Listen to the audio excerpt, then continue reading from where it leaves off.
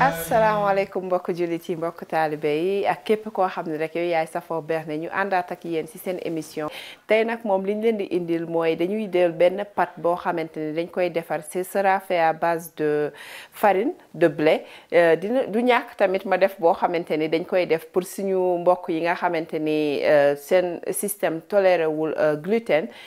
ak koo xamante ni da nga bëgg a lekk loo xamante ni tam dafa am glucide bu ndaw donc boo xamante ni dañ koy def ak farine de coco bu leen neexee donc wala farine poudre d'amande yooyu yaay xool rek bu la si neex mais loolu la ñuy def benn pâte bi dañ siy def sucré ak salé donc mu nekk benn xeetu fataaya boo xam ne dañ koy defar présentable na rafet na loolu si gis te aussi noonu la neexee tamit dañuy jël rek changer version bi daal di koy indi noo xamante ni ku nekk mën na si gis boppam donc lii nag moo siy dem pour bu salé bi dinañ soxla viande hachée dinañ soxla ku nekk yow yaay xool bu fekkee viande hachée nga am wala ginaar bu ñu fejet wala yow yaay xool même bu jën aussi maanaam thon am na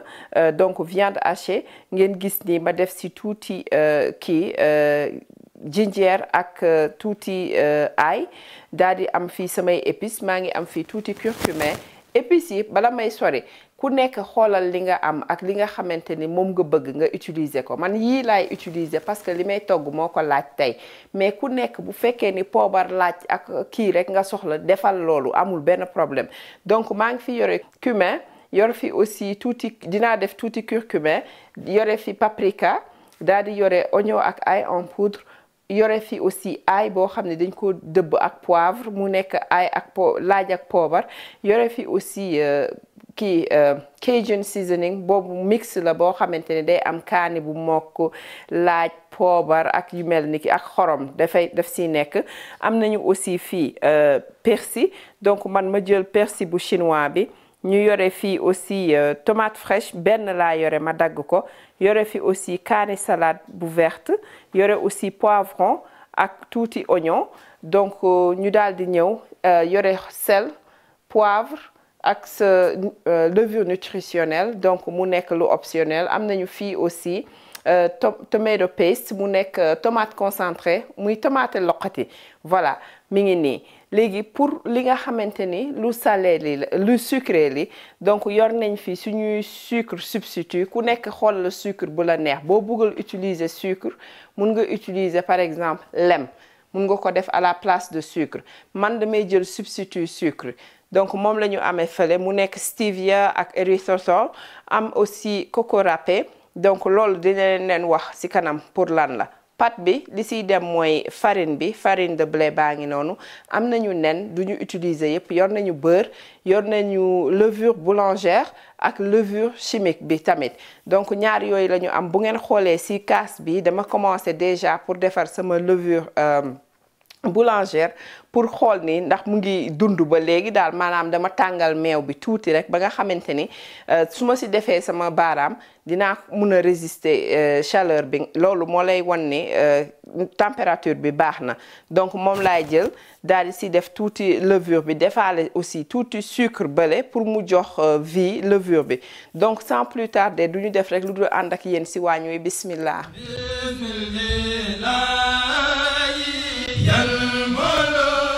ñu ñëw commencé defar suñu viande hachée bi nga xamante ni dañ koy daal di sauté fii mook ak ay poobar ak ay xorom ak soble yeeg yooyu avant ñu koy blend ñu koy def ci food processor bi pour xaw ko mokkal noonu donc gis ngeen maa ngi def léegi sama tuuti diw ñor moom laay def c'est juste pour jox ko goût ma daal di ñëw sauté soble yi gis nga soble yi dama ko bàyyi mu dijj ni parce que après dama koy ñëw wal moo tax jéem ma nekk fii di wax lenn ci ni mu tollook yëf yu mel noonu déedéet gis nga ma def aussi sama tomate fraîche ak kaani bi tamit yépp laay defandoo ba mu des coriandre bi dina am tuuti rek yu ci jàll mais amul problème parce que coriandre bi dama bëgg a jot ci fraîcheur bi daal suñu paree ba pare Aïcha bul wax dara dinaa wut kuddu bant tey moom bul wax leen tey moom recette bi moom laa koy jox ak sama rakk Aminata mi nga xam ni dafa gradué donc maanaam def na pare na instant bi high school nekk ca Suède donc Aminata yow laay jox li tey ji recette bi ak sama yaay ji muy Aïcha Marena donc tax tey ji moo ma doon solal nag donc foofu daal laa mën a yem rek ci affaire yi moo ma solal lépp man daal di def samay épices gis nga laaj bi curcuma yeeg yëf yëpp laay defandoo ci biir ndawal gi moom mën naa ñëw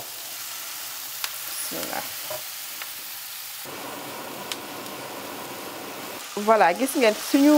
ndawal gi mu ngi nii commencé na doore bu baax donc mu nekk ni daanaka ñor na léegi li may def mooy damay daal di ñëw def sama yeneen assaisonnement yi muy poobar bi ak sel defaale aussi tomate kii bi concentré bi muy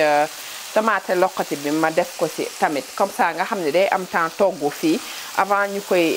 def ci kii bi ci food processor bi di ko wal wala ci sa gën di ko wal nga tomate bi jarul muy bari gis nga 2 cuillères à café laa ci def donc moom moo nekk nii jarul muy bari ku bëgg nag plus mun nga def plus man dama soxla rek juste pour mu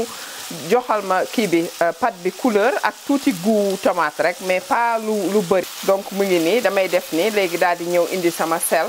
ak poivre ak aussi sama levure nutritionnelle mi nga xamante ni moom c'est optionnel ku mu neex nga def ko ku mu neex nga bañ ko def tey jii su fekkoon ni par exemple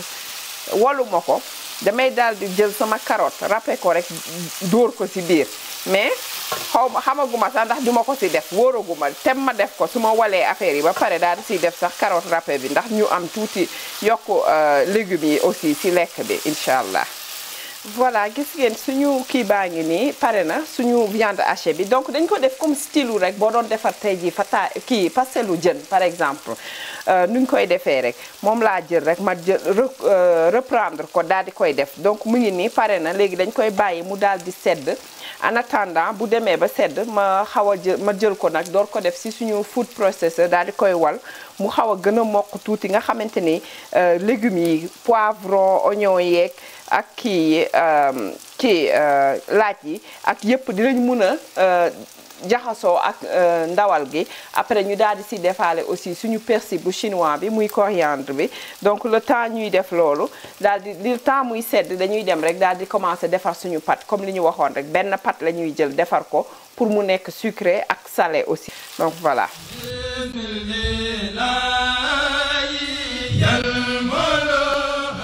voilà gis ngeen comme ni ñu ko waxee sànq rek suñu levure bi mi ngi nii di four loolu moo ñuy wan ni levure bi mi ngi nekk en vie li tax loolu ñu koy def mooy par exemple des fois nga jënd levure par quantité bu mag man noonu laay jëndee par exemple dafay nekk quantité bu rëy a rëy léegi nag pour nga xamante ni leer na la ni levure bi ba léegi baax na il faut nga koy def nii pour di xool daal parce que sinon bu expiré yow loo ko def aussi da nga bëgg mu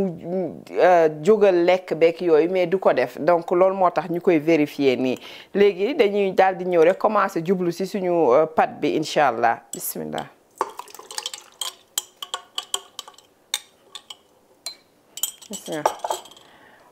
ma daal di jël sama pâte donc fii nii 3 coppes farine laa amee daal donc ku nekk yow yaay xool quantité bi nga bëgg. maa ngi xool est-ce que duma ko dolli su fekkee dama bëgg a defar lu xaw a takku tuuti mun naa ko defe naa war naa ci mën a def sax benn kopp encore pour mu nekk 4 coppes farine ñu daal di ñëw xaaral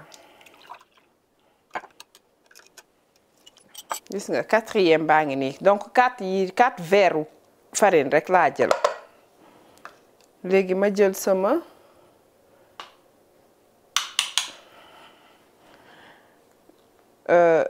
levure chimique mi ngi nii moom laay jël benn cuillère demi cuillère à café moom laay jël ma utiliser ko voilà demi cuillère léegi nag ma daal di ñëw affaire bi moom lépp laay defandoo instant bi daal di jël aussi tuuti sucre maa ngi jël stevia fi mu nekk nii c'est juste pour relever goût bi bëgguma mu saf suukar donc mu nekk benn cuillère à café bu sucre moom laa jël léegi damay jël beurre bi aussi ma daal di koy def tamit ci biir ñu xool nu muy mel daal après beurre bi da nga koy seeyil rek jarul muy bari man dama ko seeyil ba mu concentré waat encore moo tax ma bàyyi ko noonu mais ba léegi mi ngi nooy ak yooyu léegi nag ñu daal di commencer dawal tuuti bu ñu dawalee tuuti rek daal di dugal suñu ñaari nen rek lañ siy def bàyyi noonu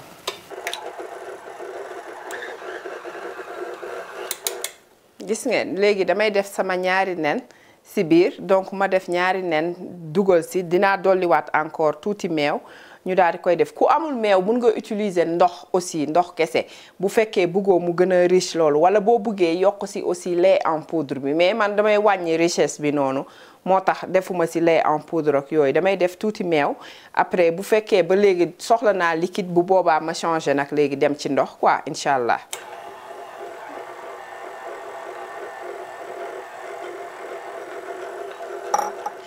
voilà gis ngeen pâte bi pare na ni ngay xamee ni pare na mooy rebooru bool bi gis nga xaaral ma kii ko jéem ko zoom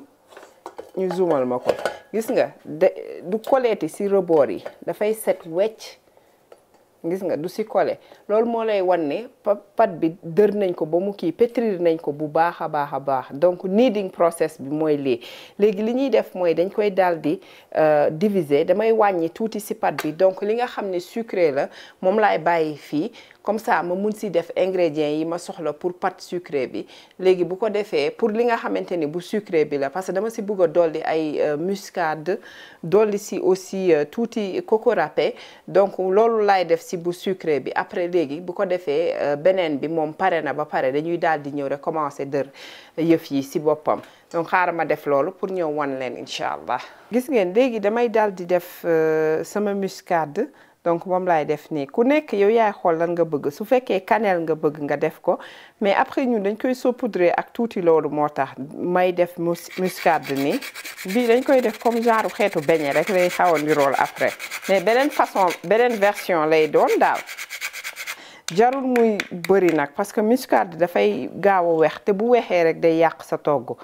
léegi ma jël sama coco râpé daal di siy def bu ma neexoon tey jii mënoon naa jël beneen version boo xamante ni dama ciy enfouré coco râpé bi si biir beignet bi si boppam mais tey dañ leen di wan bu simple nii après yéenay xool parce que bii mus naa ko def bernde mais dama defoon confiture si biir daal ak boo xamante ni defe naa dama defoon fromage bu frais bi tamit laa si defoon muy cream cheese bismillah.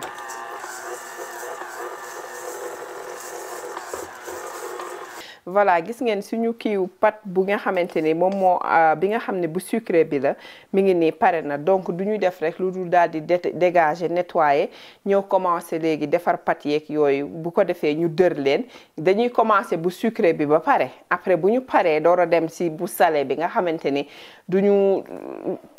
ñu risquer suñu kii bi suñu beignet yi la xaw ma lu muy doon après di saf ay kii ay laaj ak yooyu.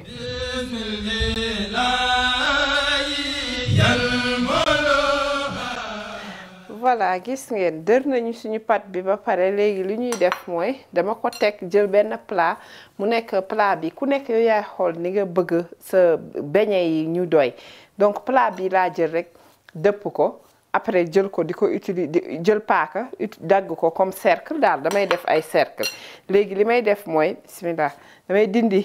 kii bi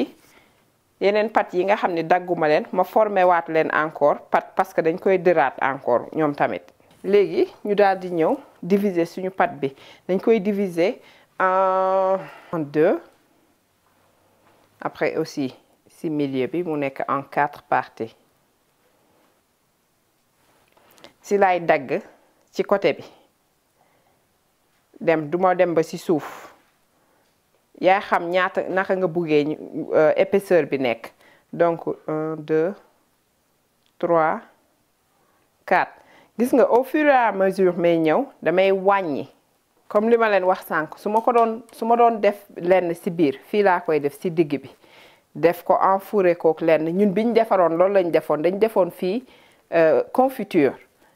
ma def ko fii su la neexee nga jël coco râpé ak confiture nga mélanger ko wala nga jël coco râpé kese nga def ko fii léegi nga daal di koy tëj gis nga ma jël benn côté bi indi fii jël beneen côté bi rabattre ko gis nga ma daal di tëj ci suuf nii gis nga mu nekk nii ñu ubbi ko comme ça ngeen mun ci gis donc loolu la ñuy continuer def léegi bu ko defee bu ñu paree daal di ñëw wan leen yëf yi bu paree nu muy mel.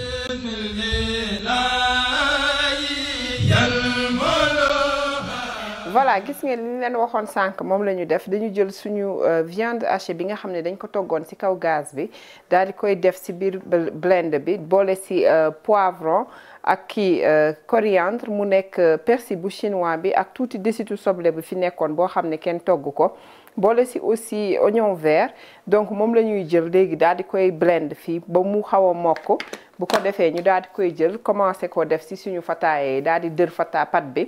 commencé ñëw enfouré ko ak lii donc ñu commencé bismillah suñu pat baa ngi nii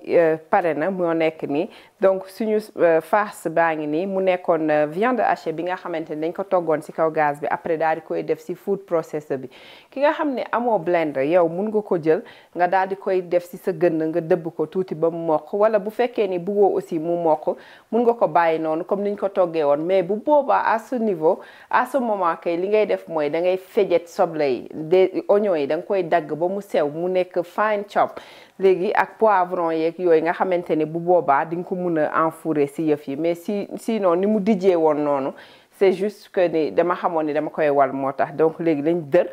daal di ñëw defar fataay bi après commencer saaf parce que beneen bi nga xam ni bu sucré la boobu pare na ba pare léegi bii nii bu salé bi moo ci des nañ ko dër après ñëw daal di commencer nag incha allah.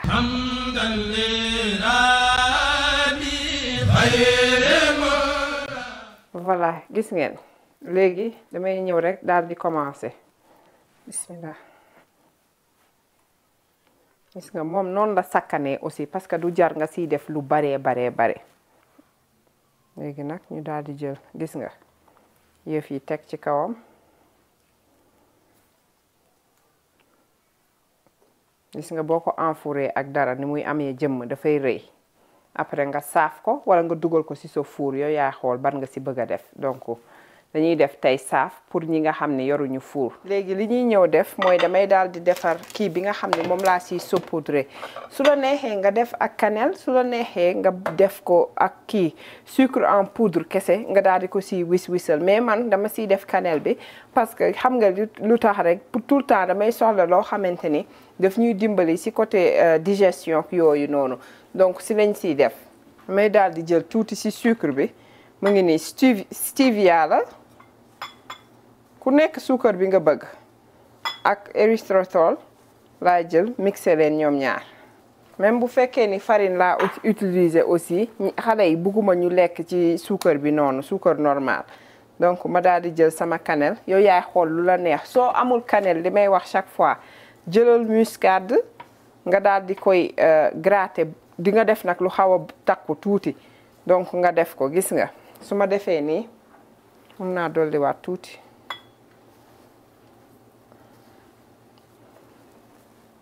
gis nga léegi dama koy teg à côté donc maa ngi nii di tàngal sama diw léegi damay daal di ñëw rek xaaral ma testé ko yëpp def si bismillah donc yii mooy beignet yi genre beignet yi ku mu neexoon nga def si aussi sa zeste orange nga def ko si ak yooyu yëpp mais man tey dama jël bu simple bi def ko daal di jouer si kii bi cannelle bi noonu pour mu joxal ma ko beaucoup plus de goût encore.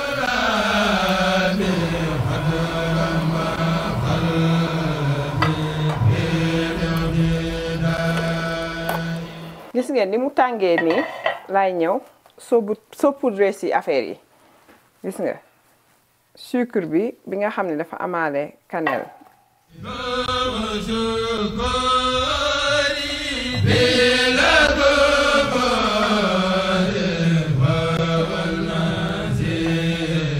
voilà donc ñu daal di saaf yeneen yi aussi.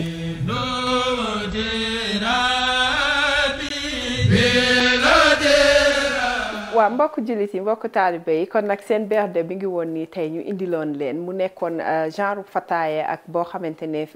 beñe la boo xam ne même pâte bi lañ ko defaree donc li ñu def mooy dañu jël même pâte bi daal di jël diviser ko en deux biñ ko mixé ba pare daal di koy séparer léegi bi nga xamante ni dañ bu beñe bi dañoo jël tuuti coconut shredded coconut muy coco râpé voilà coco râpé la ñu jël boo xam ne man bi ma utiliser amul woon suukar bu ngeen amee bi am suukar mun ngeen ko utiliser ma jël ko mélanger ko si biir patu kii bi si biir farine bi bi nga xamante ni moom la ñu defaroon la ñu réservé woon pour kii bi pour beignet yi donc def si tuuti vanille essence vanille def si aussi eau de fleur d'oranger def si tamit tuuti muscade donc moom lañ ko def daal di koy moom tamit def jox ko forme daal forme bi nga xamante ni moom la fataaye yi am léegi ñu daal di jël suñu sucre daal di siy def cannelle mélanger ko daal di ko si saupoudrer bi nga xamante ni génnee nañ ko ñu saaf ko ngeen gis ko ni bu la neexee nga boole ko ak say fruits bu la neexee nga boole ko ak sa crème chantilly bu la neexee nga boole ko ak chocolat lu la munti neex yow yaay xool même ice cream maanaam glace crème glace daf siy neex aussi donc ñu jëloon kii bi nga xamante ni nag bu salé bi la moom mu nekkoon genre fataaya boo xam ne dañ ko def comme buñ doon defar fataaya jën dañu jël viande hachée daal di koy togg si kii bi si kaw gaz bi boole ko ak ay poivron sobleek yooyu yu ñu daggate woon bi ñu toggee ba mu pare ñu daal di koy jël daal di koy walaat encore ba mu mokk nga xam ne day mel ni boo ko gisee njëkk na ngay yaakaar ndax lii jën la wala du jën ba mu des ba boo ko ñamee di nga xam lan la nekk donc moom la ñu def ku mu neex nga bañ ko wal aussi bu boobaa da ngay dagg soble yi ba mu sew comme ni ma ko waxee woon rek ñu daal di koy boole ak sauce tomate boo xamante ni dañ ko fi amoon sauce soble bu xonk bi nga xam ne dañ ko amoon moom moo nekk noonu ci digg bi donc ñu dañ ko décorer nii rek ak ay kii tomate fraîche ak ay radis donc noonu rek lañu def nag daal di leen indil affaire yi tey nag émission bi maa ngi koy may waa Suède sama ñoom yaay laa koy jox mu nekk waa Suède yi laa koy jox ak sama rakk Aminata di la wax encore congratulations girl keep it going dégg nga di ko wax ne félicitations donc si terminal bi mu doon def bi macha allah yàlla taxaw na ko defal na ko si sutura bu baax a baax a baax a baax yal na lii ñëw dàq li nga jot a passé te xam nañ ni jàng baa ngi door a commencé nag so man daal dama lay encourager ne la rek fasal jom rek continuer fas jom yàlla baax na di ko jox aussi sama yaay mu nekk Aïcha nekk sama yaay sama xarit moom tamit te tey jii moom moo ma doon solal donc mu ngi noonu léegi nag moom laa koy jox tamit di la jox fataaye yaa ngi nii ak beñe yi donc yooyu yaay xool rek noo ko mënee te soxla naa yeneen recette aussi daf may jox ay recette donc moom na ñëpp def pétition mu ñëw bernde parce que bu ñëwee daal moom dinañ fi gis yeneen façon xeet baax yoo xamante ni maara day taali donc du ma def rek lu dul di leen jox dig daje ba beneen yoon di leen jaajëfal si gunge bi leen doon gunge comme ni ngeen ko tàmm di defee à chaque fois di leen remercier bu baax a baax di wax gis nañu yéen a ngi aimé vidéo yéen a ngi partagé continuer leen partagé di leen wax aussi de leen inscrire donc noonu rek la ñu mun a dimbalante di jox coucou sama kii aussi Alphonsine bon yow beneen yoon dañ lay indil beneen recette boo xam ne yow la ñuy jox affaire yi noonu donc di leen jox dig daje ba beneen yoon di leen wax asalaamaaleykum wa rahmatullah